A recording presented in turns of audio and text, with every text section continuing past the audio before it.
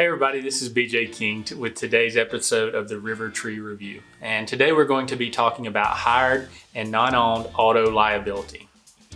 And so what a hired and non-owned auto liability policy is it covers your business for instances where you're driving vehicles that the business doesn't actually own. Okay, so maybe you own them personally, or one of your employees owns them or something like that. Maybe the business doesn't even have any autos that they own, and so you could just get this hired and non-owned auto liability policy as a throw-in on your general liability policy, or an add-on to your general liability policy, or you could get a stand-on auto policy that is only covering hired and non-owned vehicles.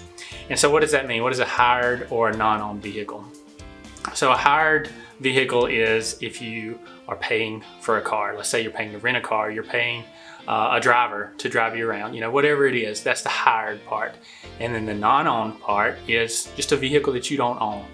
The business doesn't own. So let's say, as I was saying a minute ago, it's just your personal vehicle, or it's an employee's vehicle or something like that. Okay. So now that we've kind of got the definitions of what those mean, why do you need coverage for those, right? So let's think about a situation. Let's use the non-owned side, where you have an employee and they normally run to the bank for you. They run errands, or let's say it's a salesperson and they're driving around on a daily basis or something like that. So in those cases, they are actually driving on behalf of the business, okay? But you don't have any auto liability for the business because those autos are covered under that person's personal auto policy.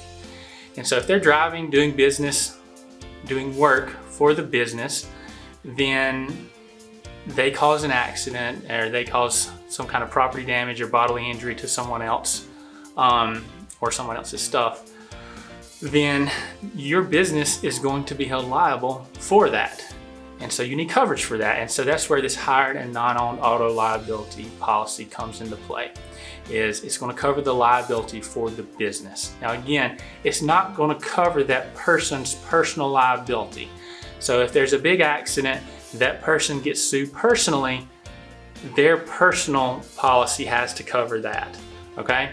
If they have an accident and they come to you and say, hey, I wrecked my vehicle, they're responsible for it. Their personal auto policy is going to have to cover that. There are special circumstances where you could get coverage, especially for rental vehicles, but the liability part is only covering the liability for the business. So in the instance that we were talking about, where they get sued personally, again, that person's personal liability is covering it. However, if they also sue the business because they find out that person was driving on behalf of the business, then that's where the business is going to, this policy is going to come in and defend the business for any liability that is determined that they have in the situation. And then again, it's the same thing with a rental car. You rent a car, you're driving on business, you have the liability side there. Now you can get coverage. Again, if you rent a lot of vehicles, it makes it worth it for you to get coverage for the physical damage portion of those vehicles that you rent. If you're doing it once a year or something like that, it's not worth it. You can just take the insurance that the rental company offers you, or there's even some credit cards that you can look into that actually cover those vehicles and stuff like that. But again, that's if you're going to buy the coverage for the physical damage of rented vehicles, you really need to use it enough to make it worth the while.